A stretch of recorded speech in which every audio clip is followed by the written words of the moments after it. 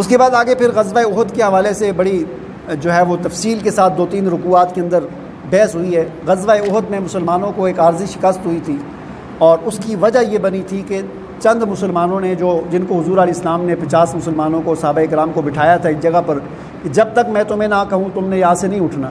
اور آگے جنگ ہوئی، جنگ میں مسلمانوں نے کفار کو بھگا دیا، تو وہ جو پیچھے بیٹھے ہوئے تھے وہ انہوں نے کہا کہ اب ہمیں اٹھ جانا چاہیے۔ ان میں اختلاف ہوا، اور بعض نے کہا کہ نہیں اٹھنا، بعض نے کہا کہ بس وہ تو ہمیں اس لیے بٹھایا تھا کہ جنگ ہو رہی تھی، اب جنگ ختم ہو گئی، اب ہمارا یہاں بیٹھنا مقصد نہیں ہے۔ تو اس طرح وہ اختلاف پیدا ہوا، زیادہ تر اٹھ کے وہاں سے نیچے آ گئے، 5-10 پیچھے رہ گئے۔ تو کافروں نے دیکھا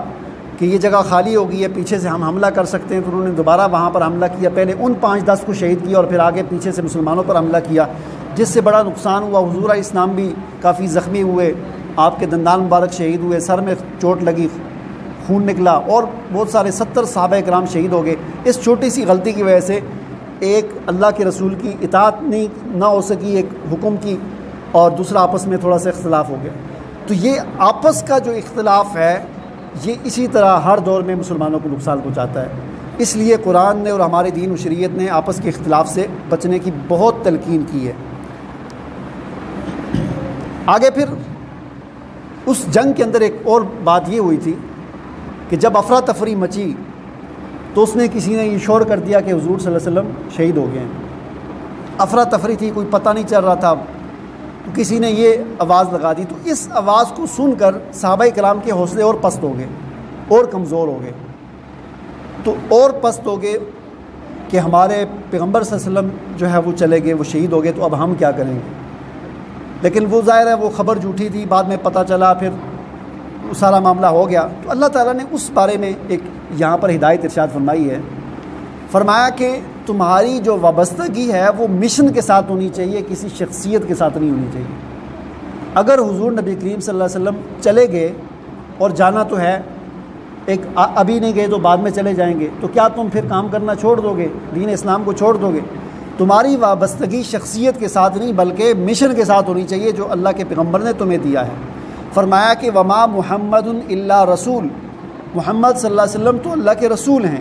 قد خلت من قبلہ الرسل، پہلے بھی بہت سارے رسول آئے اور چلے گئے، اسی طرح محمد صلی اللہ علیہ وسلم بھی آئے ہیں اور ایک وقت آئے گا چلے جائیں گے، لیکن یہ کام تم نے پھر بھی کرنا ہے اور اس کو ختم نہیں کرنا۔ افإن مات او قتل انقلبتم علی اعقابکم، کیا حضور نبی کریم صلی اللہ علیہ وسلم فوت ہو جائیں یا قتل کر دیے جائیں تو تم پھر یہ سب کو چھوڑ دو گے؟ ایسا نہیں، تمہاری وابستگی مشن کے ساتھ ہونی چاہیے، کسی شخصیت کے ساتھ نہیں۔ اس کے بعد پھر آگے اسی نظم کی پابندی کے حوالے سے ہدایات ہیں پورے رکوع کے اندر مختلف انداز سے،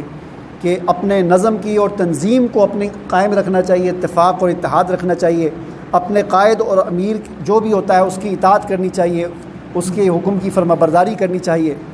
اور پھر اس کے بعد شہید کے بارے میں فرمایا کہ وَلَا تَحْسَبَنَّ الَّذِينَ قُتِلُوا فِي سَبِيلِ اللَّهِ أَمْوَاتًا بل احیاء عند ربهم یرزقون، جو لوگ اللہ کے راستے میں جنگ کرتے ہوئے قتل کر دیے جائیں ان کو مردہ گمان بھی نہ کرو۔ پیچھے یہ بات گزری ہے کہ ان کو مردہ نہ کہو، جو اللہ کے راستے میں واقعتاً جنگ کرتے ہوئے قتل ہو جاتا ہے اس کو مردہ نہ کہو۔ اور یہاں پر فرمایا جا رہا ہے کہ مردہ کہنا تو دور کی بات، اپنے دماغ کے اندر خیال بھی مت لاؤ کہ وہ مردہ ہے، بل احیاء، بلکہ وہ زندہ ہے، اپنے رب کے ہاں اس کو رزق دیا جاتا ہے۔ اس کی زندگی کیسی ہے وہ ہم تصور نہیں کر سکتے، وہ ایک اگلا اور جہان ہے، اس جہان کی جو بھی زندگی ہے، لیکن ہمیں یہ منع کیا گیا ہے کہ اس کو مردہ نہ کہو۔ اور فرمایا کہ وہ اللہ کے ہاں خوش ہیں جو اللہ تعالیٰ نے ان پر فضل کیا ہے اور بہت انعامات کے اندر ہیں۔ آگے پھر اللہ تعالیٰ نے صحابہ کرام کی تعریف کی ہے کہ جو حضور نبی کریم صلی اللہ علیہ وسلم کے لیے اپنی جان اور مال اور سب کچھ قربان کرتے تھے۔